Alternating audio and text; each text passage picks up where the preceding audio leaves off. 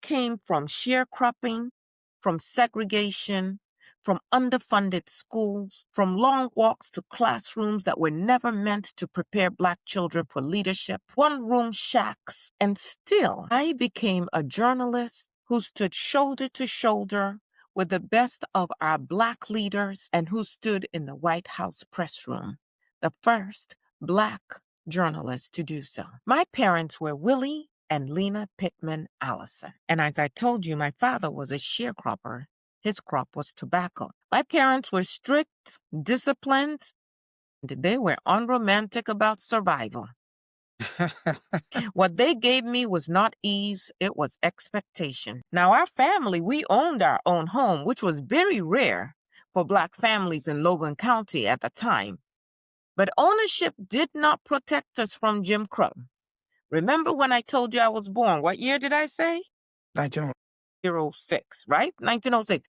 It's important when you are having these conversations, just because we are speaking through this technology and this medium, it's important that you try to, in your mind, understand context, transport yourself back to the time in which the person who is now talking with you actually lived. Do any of you have a living parent who was born in 1906? Probably not. It was a very different time. Think about what was happening all around the world for Black people at that time. Of course, here in the United States, we were called Negroes. Our ownership of a home did not shield us from poverty. It only meant that when the world tried to reduce us to nothing, we at least had some ground underneath our feet.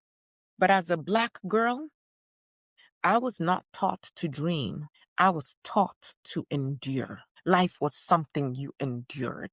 But you know what? I dreamt anyway. So beginning at age 4, going to school one day a week, I walked miles to school, bundled against the cold, mocked for my clothes, and I just saw some of you listeners snicker. I saw you because you've heard that story from your parents and grandparents telling you that they had to walk through sleet too. They walked up the hill going to school and walked up the hill coming down. I saw you snicker, but you know what?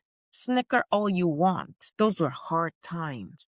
And so when I hear of, when I see, when I read of Black children, whatever the obstacles are today, who are simply choosing not to show up for school, my God, what have we become?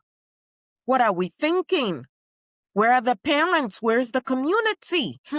Yes, I was mocked for my clothes, even by my peers, my Black peers, ignored by a system that had already decided you can only go but so far. But you know what? I loved school. And by the time I was 13 years old, I was already writing one-sentence stories for our local newspaper. Now, think about this. Back when you guys had, what do you call it? Was it Twitter? That was after my time.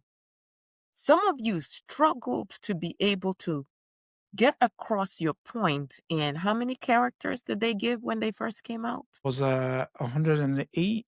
Okay, now imagine telling a story, being 40 able to be characters. so concise in a sentence. I did that as a 13-year-old. And I would submit small community items on church events, social news, local happenings. And when they were printed, tell you something in me changed. Now, I did notice that they would print them and not pay me, but I was still nonetheless very encouraged by the fact that they saw enough excellence in my work that they were printed. My words were printed. I knew then that my writing could take me places my body had never been allowed to go. And maybe, just maybe, that writing could open doors where my body could then go.